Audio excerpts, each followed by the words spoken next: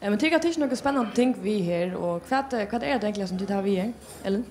Alltså det ena tar jag så det här det kom till en som mellan hevor är det ju igång till att ommäla? Är det igång till att ommäla, ja. Alltså inte akkurat. Man kan säga att det är tingen som det här var oavsett om det är kräm eller olja eller och ätande alltså så här var där i flera månader och där var romalt alltså det är ju mellan här och den efter så kommer jag efter en ommäla hit mellan ska då visa vad heter till också de heter ja. Lilla Tinche alltså Lilla Tinche hevron omalt det ständ så stadväg inte heta eller inte påsen det är ett nytt att det vi var alltså det är inte något som hvis man ser det så huxar man inte sex det är ju kvar inte så det är väl ja. Det heter Atla till pör. Och så ska jag göra något som till bara kvinnan och mannen. Men det är bara du skriver bara tack och vi som det är och som det är om allt som det reglerar för det och som det inte reglerar för det. Och titta väl rätt reglerar för allt. Ja. Nästan allt. Alltså allt häver och minus och men det är mest plus men här är faktiskt han som har haft mest minus Jamel i allt det tog att men hade inte med.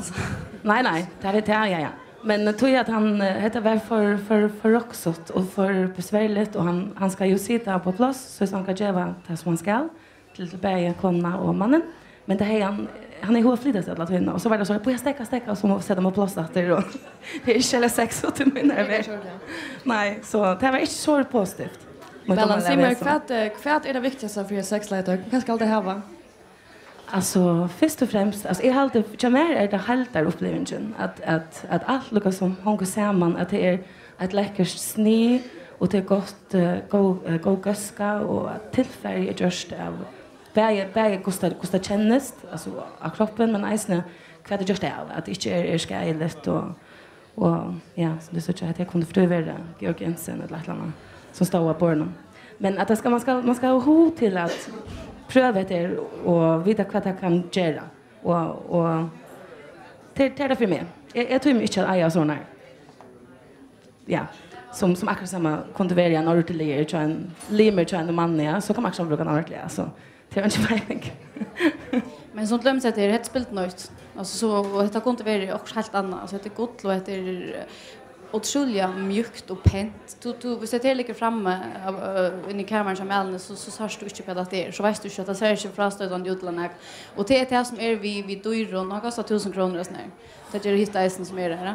Att det är dyr kvalitetsläktöj som är gjort det mesta till pur. Och det här som jag alltid har följt mycket väldigt ofta och alltid att då man tar sig om läker så är det en släpper jag se det.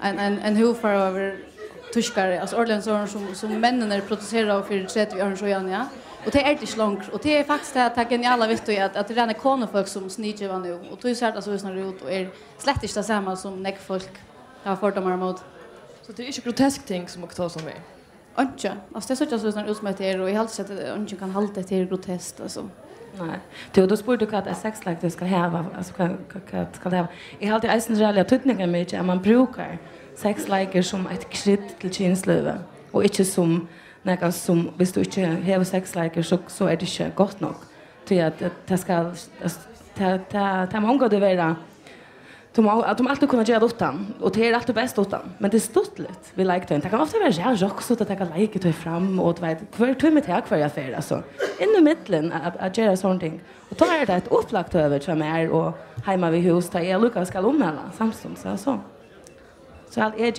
gör det mer än inte hvis inte omalt. Du har omalt den tog och har du gjort på kinslivet liksom?